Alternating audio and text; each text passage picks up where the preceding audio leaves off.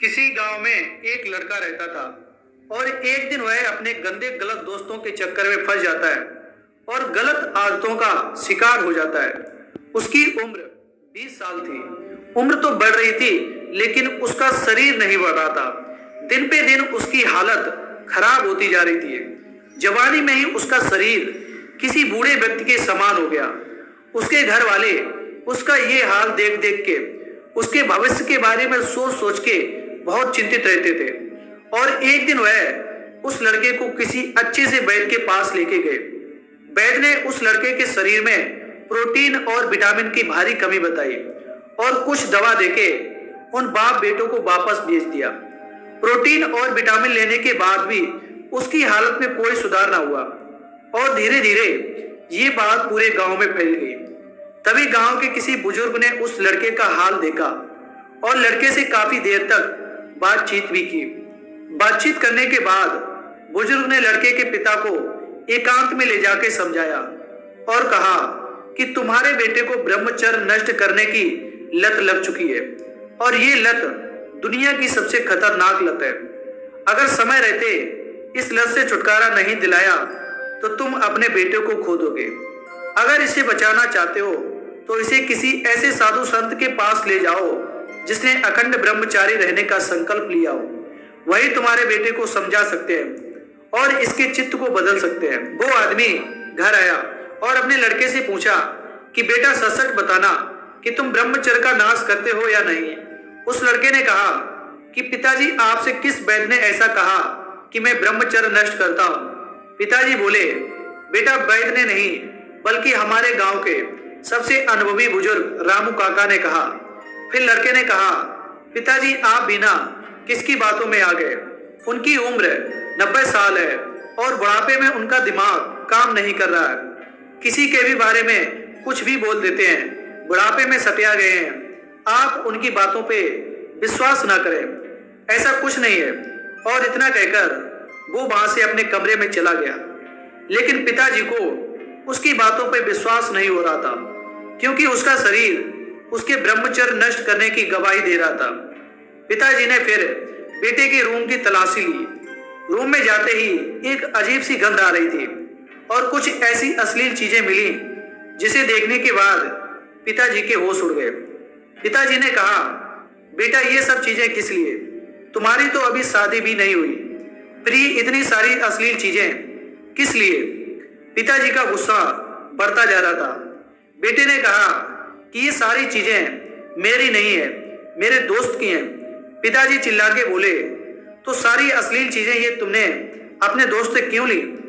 बेटा पिताजी के सवाल का उचित जवाब ना दे पाया, लेकिन फिर भी पिताजी ने बेटे पे हाथ नहीं उठाया और प्यार से समझाने की कोशिश की और कहा कि देखो बेटा मैं जन्म का संगी हूँ, कर्म का नहीं।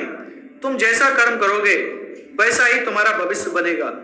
इस गंदी गलत आदत से तुम्हें जीवन में कुछ भी हासिल नहीं होगा। तुम्हारे शरीर की बीमारी का पता लगाने के चक्कर में मेरे ऊपर लाखों रुपए का कर्ज हो गया। तुमने मुझे कहीं का ना छोड़ा। तुमने मेरे और अपने सपनों पे पानी फेर दिया। और इतना कहकर बाप की आंखों से आंसू छलकने लगे। पिता का चेहरा देखकर बेटे ने कहा पिताजी मैं वादा करता हूं आपसे कि जब तक मेरी शादी नहीं होती तब तक मैं ब्रह्मचर्य का नाश नहीं करूंगा। और अपने पिता से वादा करने के बाद वह 1 महीना तक ही अपने आप को जैसे तैसे रोक पाया और फिर से ब्रह्मचर्य का नाश करने लगा। तभी उस गांव में एक साधु आए जो अखंड ब्रह्मचारी थे। जब उस आदमी को इस बात का पता चला तो वह तुरंत उस साधु के पास पहुंचा और अपनी समस्या बताने लगा और कहा कि साधु जी मेरा बेटा पिछले 7 साल से ब्रह्मचर्य नष्ट कर रहा है। कृपया आप उसे सही रास्ता दिखाएं और उसे बचाएं। साधु जी ने उस बात को सुना और कहा कि आप अपने बेटे को कल सुबह बगीचे में लेकर आइए और वहीं पर मैं आपको उपाय बताऊंगा। अगले दिन सुबह पिता पुत्र बगीचे में पहुंच गए। महात्मा जी बेटे से बोले आइए हम दोनों बगीचे की सैर करते हैं। और वो धीरे धीरे आगे बढ़ने लगे। चलते ही चलते महात्मा जी अचानक रुके और बेटे से कहा क्या तुम इस छोटे से पौधे को उखाड़ सकते हो? जी हाँ, इसमें कौन सी बड़ी बात है। और ऐसा कहते ही बेटे ने आसानी से पौधे को उखाड़ दिया। फिर वे आगे बढ़ गए। और थोड़ी देर बाद महात्मा जी ने थोड़े बड़े पौधे की तरफ इशारा करते हुए कहा, क्या तुम इसे भी उखाड़ सकते हो?